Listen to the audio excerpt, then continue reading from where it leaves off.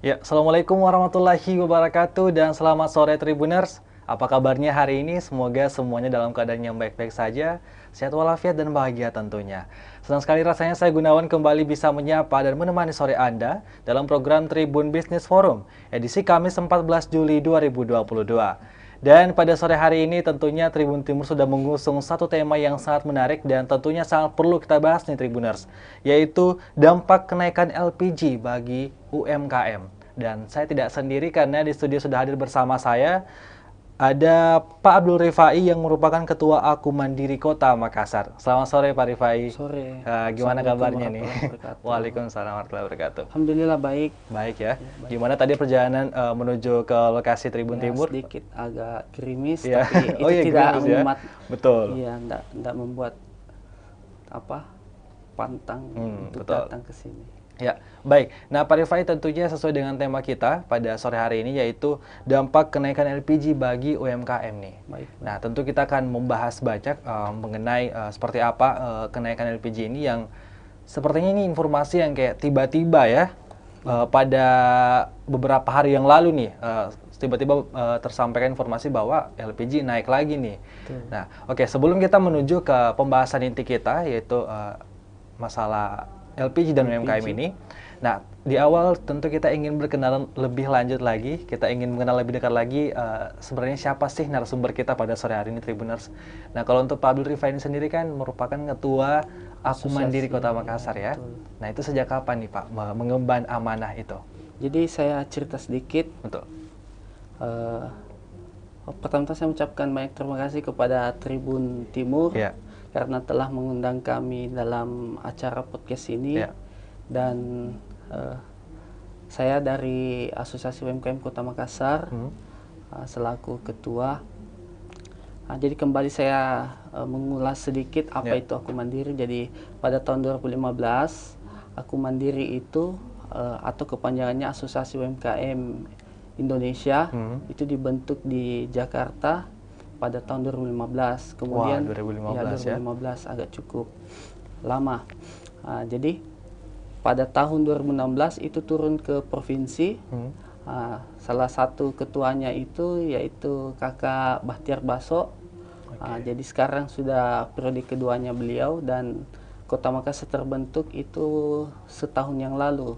Jadi kami baru terbentuk sekitar 1,5 tahun di Kota Makassar dan ada beberapa kabupaten kota yang ada di Provinsi Selatan juga yang Baru insya dibentuk Allah, juga? Ya, dalam waktu dekat ini. Tanggal 25, 26, 27 itu ada Bone, ada Sinjai dan ada Bulukumba. Yang juga akan diresmikan ya? Betul. Ini bulan. Seperti itu mungkin. Nah, ini sejak kapan nih? Kan diketahui Aku Mandiri untuk khususnya pada Kota Makassar ini baru dibentuk setahun yang lalu ya, kalau tidak salah. Nah, berarti pada saat itu juga Pak Abdul Rifai di-download menjadi seorang ketuanya ya? Ya, jadi alhamdulillah Aku Mandiri Kota Makassar ini dibentuk karena betul-betul kita mengayomi anggota-anggota member kita itu ada ratusan di Kota Makassar dan salah satu yang paling besar peminatnya itu di bidang industri kuliner. Jadi kebanyakan anggota kami itu tidak mengenal usia. Betul. Ada yang muda, ada yang sudah berkeluarga atau sudah memiliki cucu, itu ada juga di Aku Mandiri.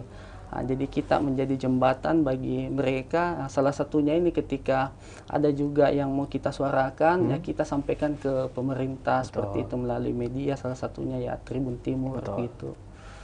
Nah, kalau untuk Pak Rifai sendiri kan sebagai ketua nih, mungkin bisa dijelaskan sedikit seperti apa kesehariannya nih Pak Rifai ngelakuin apa aja kerjaannya? Jadi tentunya menjadi ketua Asosiasi UMKM itu pasti ada usahanya. Alhamdulillah saya juga bergerak di bidang percetakan.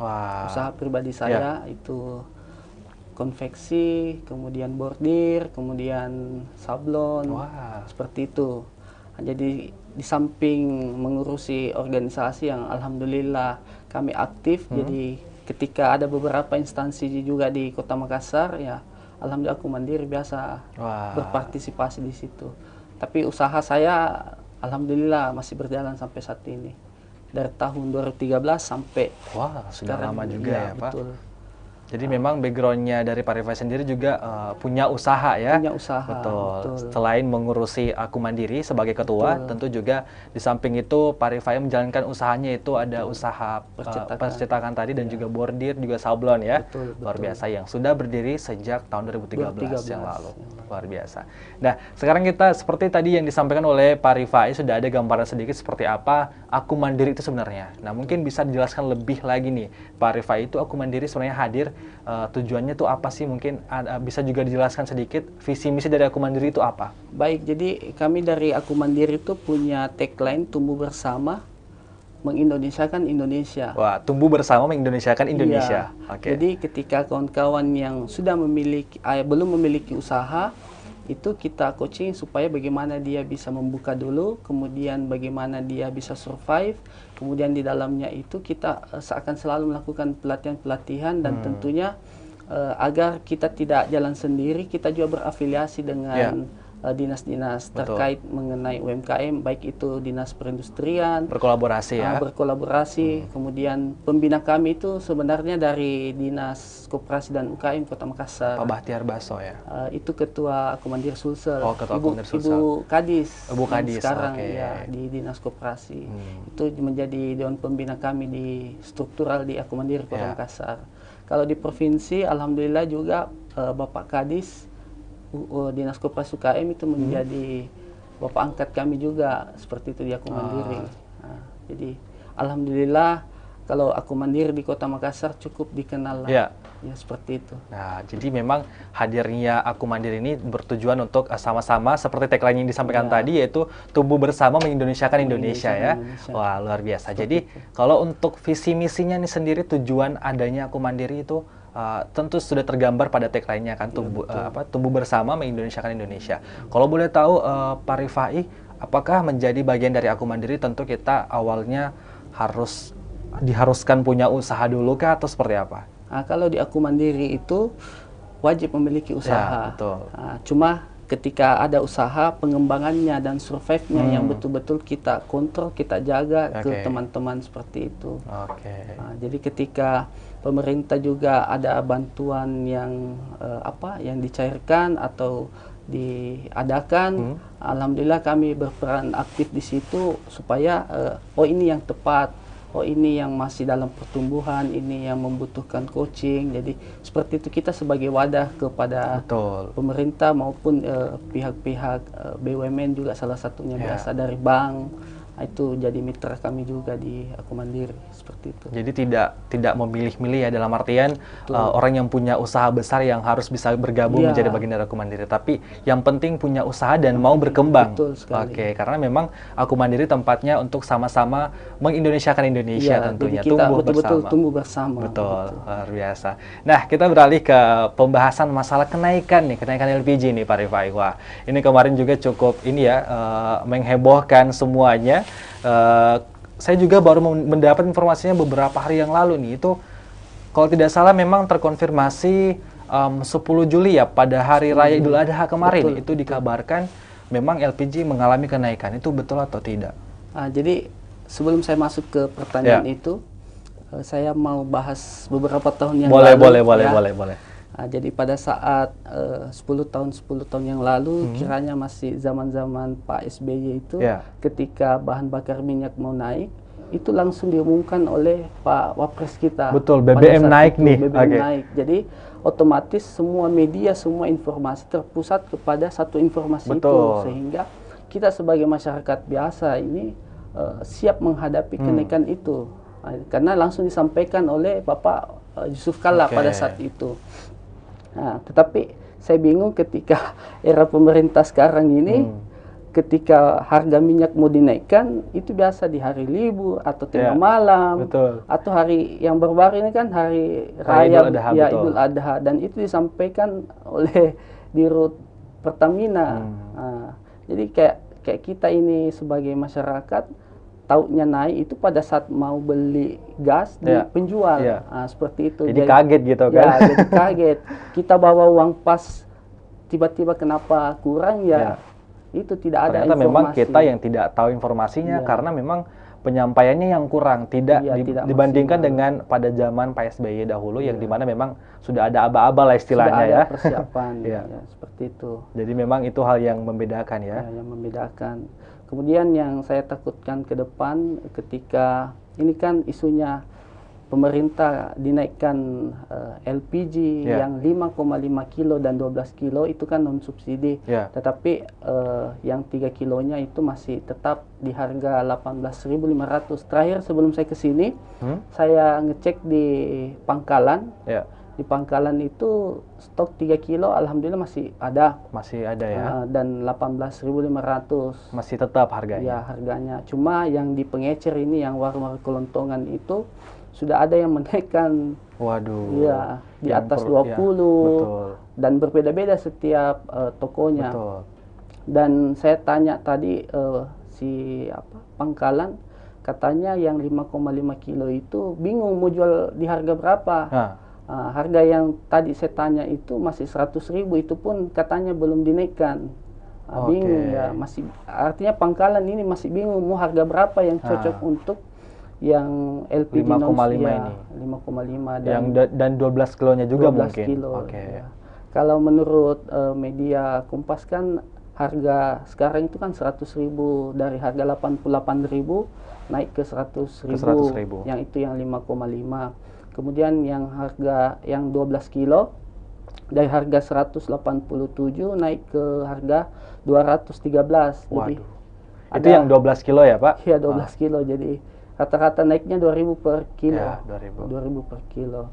Dan saya selaku Ketua Asosiasi UMKM Aku Mandiri Kota Makassar sudah berdiskusi dengan teman-teman yang ada di kota bahwa masalah-masalah tentu ada. Satu, bagi kawan-kawan kami yang bergerak di industri kuliner, tentu menghitung kembali harga pokok produksinya. Iya, karena gas ini adalah sumber yang paling utama di dalam yang paling kuliner. Penting nih, poin pentingnya nih. Betul. Dan yang paling penting, kemudian naiknya LPG ini tentunya bukan berarti yang lain tidak naik. Betul. Salah satunya bahan baku yang di pertanian, sayur-sayuran, apa itu juga semua akan berdampak ya. Iya, dan itu tajam naiknya juga. Kita juga tidak bisa memungkiri kenapa bisa seperti itu, karena kan kita tahu bahwa apa memang ini LPG naik karena memang di krisis energi yang ada di mana akibat perang Ukraina dan Rusia ini, atau seperti apa, atau ada hal lain mungkin ya. Tapi menurut Ibu Dirut Pertamina yang Nike Widiawati, Nike Widiawati katanya ini karena naik bahan bakar minyak dan energi yang ada di dunia, jadi ikut-ikutan naik juga. Artinya saya selaku memposisikan diri sebagai masyarakat, mohon penjelasannya secara rinci kalau memang naik. Apakah memang kita mengikuti harga global atau seperti apa? Sedangkan kita di Indonesia kan diketahui memiliki sumber energi cadangan yang sangat-sangat melimpah.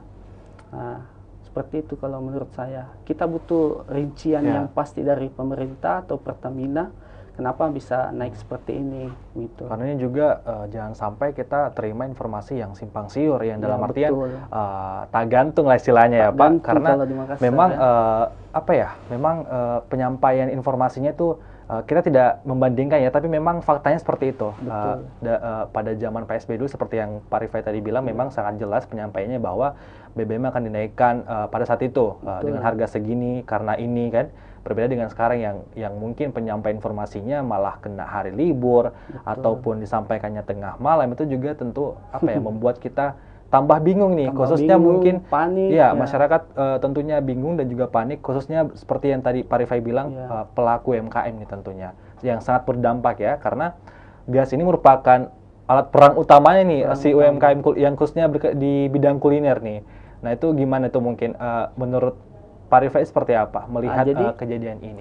Jadi teman-teman UMKM itu satu menghitung kembali HPP-nya, kemudian aspek yang harus kita perhitungkan adalah harga jual yang terbaru. Betul. Apakah memang harga jual dari produk A ini kita tetap ataukah kita kasih naik sedikit. Kalaupun dia posisinya harga tetap, tentu volume bahan yang pasti akan dikurangi. Itu kalau industri. Jadi makanan. harus ada pertimbangan lagi nih. Harus ada pertimbangan. Kemudian daya beli masyarakat ini harus kita betul-betul pikir matang-matang. Analisis SWOT-nya harus kembali kita pertimbangkan, mainkan. Jangan sampai harga naik, daya belinya tidak ada masyarakat. Akhirnya barang yang kita jual tidak laku kan, seperti itu. Kalaupun kita bergerak di industri restoran kan, paling yang kita press itu di manajemen SDM-nya. Apakah ada pengurangan sumber dayanya, supaya harga tetap, profit ada bagi pengusahanya, seperti itu. Tapi alhamdulillah kalau teman-teman di Aku Mandiri Kota ini itu yang harga tetap, tetapi volume yang agak sedikit dikurangi, supaya customer loyalnya ini tetap beli di harga yang sama. Mungkin naiknya akan berapa menyesuaikan dulu lah. Bertahap ya Pak. Bertahap. Betul. Itu khususnya untuk teman-teman di Aku Mandiri ya. Jadi memang mungkin juga teman-teman Aku Mandiri sejak mendapatkan informasi ini langsung berdiskusi juga nih. Wah ini LPG naik nih, gimana nih cara mengatasinya? Nah kalau untuk Pak Rifai sendiri sebagai masyarakat nih, khususnya mungkin pelaku yang mempunyai usaha nih, itu gimana melihat itu dari kacamata masyarakat nih, gimana? Nah kalau apa yang harusnya mungkin Pak Rifai lakukan nih? Nah gitu. Pastinya saya selaku masyarakat, sebenarnya yang bagian urus gas itu kan biasanya perempuan. Iya, betul. Kita sebagai laki-laki ini kan tinggal masang aja. Tinggal masang, kemudian menikmati hasil hidangan. Tetapi tentunya kita semua akan berdampak, bukan cuma kalangan masyarakat di bawah, tetapi masyarakat ekonominya menengah ke atas pasti akan berdampak. Jadi semuanya berdampak. Betul. Apalagi kalau kita menengah ke bawah ini masih ada gas 3 kilo. Ketakutan saya selaku masyarakat ketika LPG non subsidi ini tidak laku di masyarakat, otomatis masyarakat akan menumpuk pembeliannya ke 3 kilo.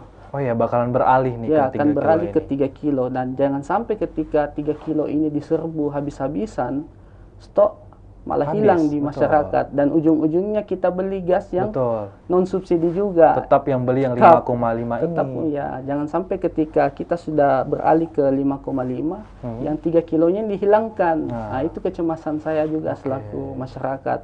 Jangan sampai ini strategi bisnis dari pemerintah, sehingga 3 kilo ini mulai strategi untuk mengurangi 3 kilo, mungkin dinaikkan dulu yang subsidi.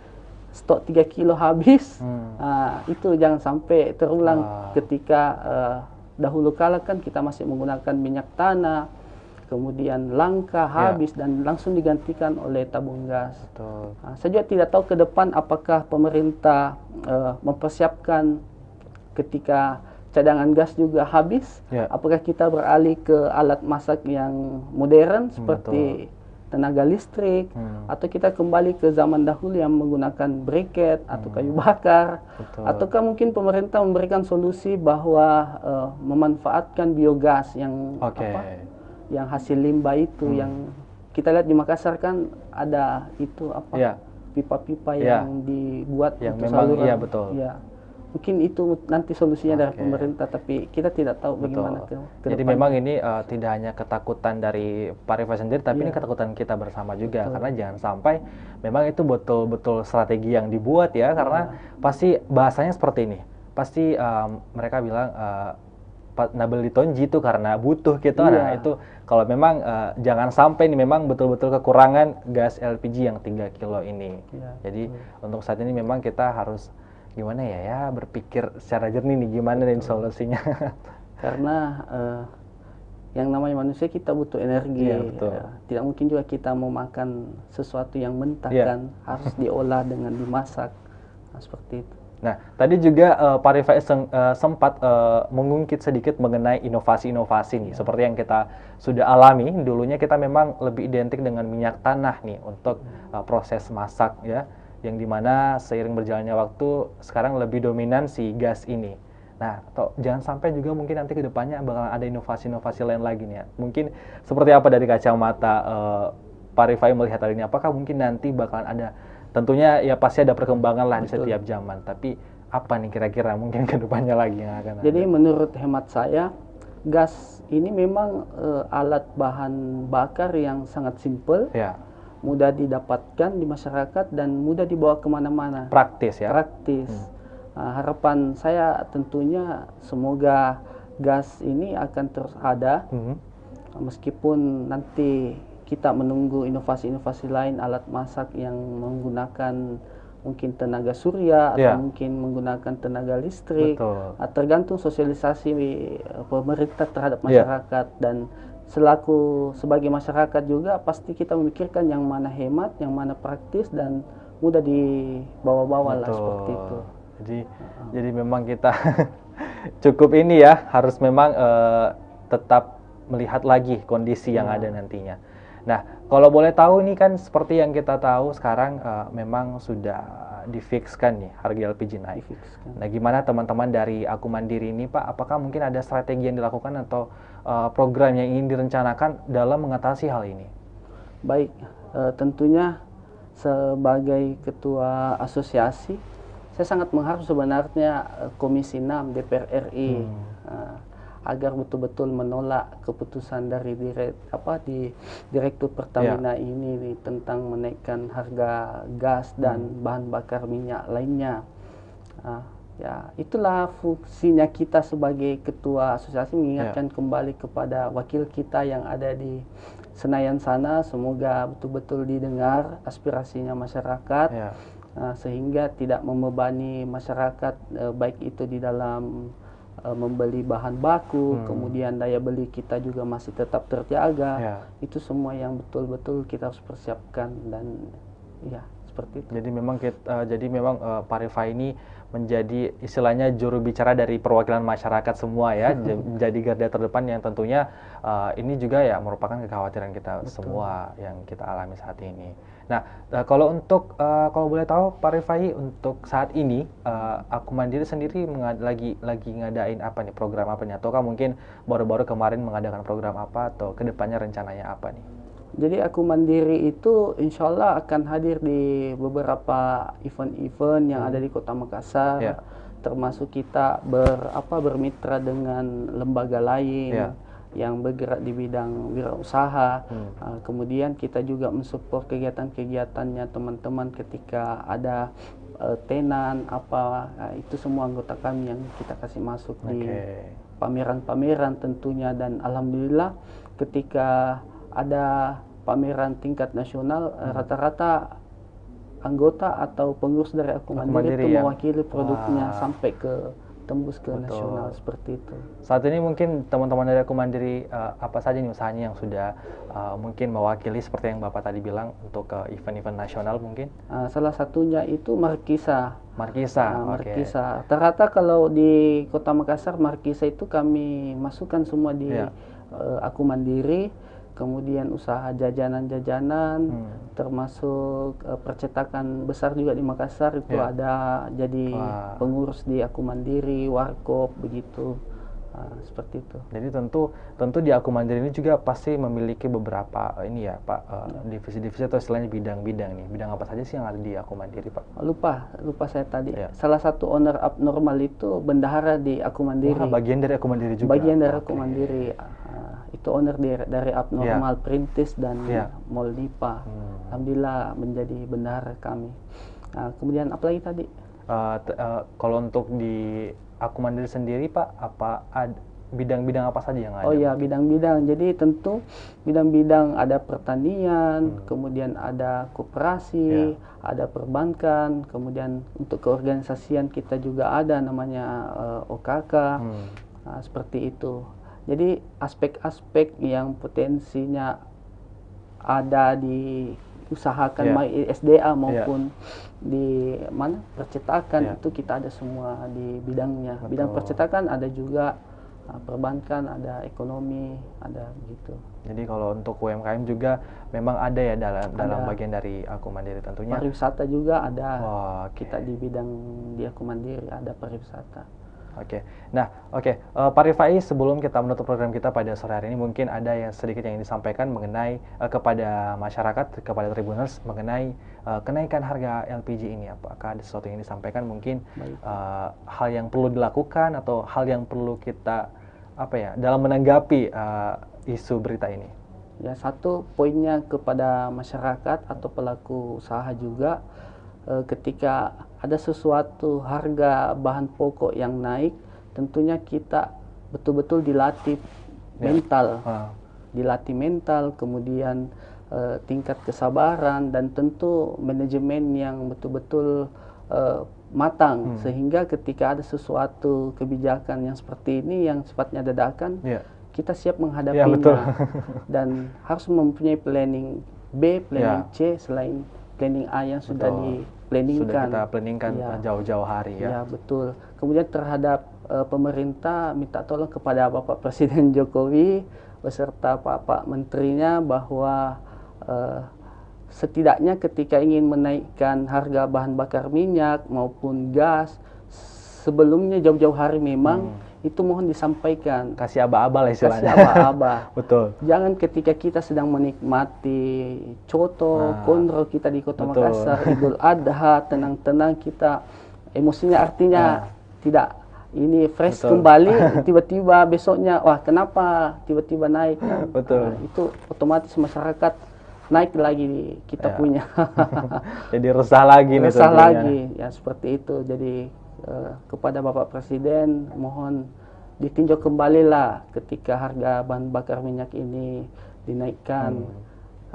Harus memikirkan juga daya beli masyarakat, jangan sampai naik, stoknya langka dan kita tidak mampu membeli, itu juga yang bahaya. Seperti itu.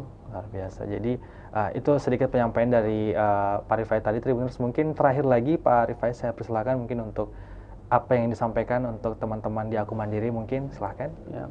Baik, terima kasih kepada Tribun bahwasanya kita di Aku Mandiri ini kita adalah organisasi independen, kita tidak digaji oleh pemerintah mendirikan organisasi ini, kita juga survive dengan usaha kita masing-masing. Dan satu hal, ketika kita di Aku Mandiri itu kita harus memiliki jiwa sosial. Ketika kita ingin melihat Indonesia ini tumbuh, maka kita harus berdampingan bersama-sama. Ketika ada yang belum bisa, kita bantu. Ketika ada yang membutuhkan, kita bantu, seperti itu. Seperti itu. Ya. Jadi tentunya kita seperti apa yang disampaikan tadi oleh Pak Rifai, tentunya kita berharap bahwa semua yang dialami saat ini tentunya bisa ada perbaikanlah ke depannya selain begitu ya Pak Rifai. Nah, terima kasih untuk Pak Rifai sudah hadir di Studio Tribun Timur, sudah ikut mengedukasi teman-teman Tribuners yang ada di rumah, dan tentunya kita berharap seperti dengan tagline-nya Aku Mandiri yaitu tumbuh bersama Indonesiakan Indonesia. Tentunya kita berharap ke depannya semua UMKM tentunya bisa berkembang dan maju. Baik. Ya. Terima kasih juga untuk Tribuners yang sudah menyaksikan program Tribun Business Forum edisi Kamis 14 Juli 2022. Untuk itu saya Gunawan mewakili kru yang bertugas berterima kasih. Sampai jumpa. Wassalamualaikum warahmatullahi wabarakatuh.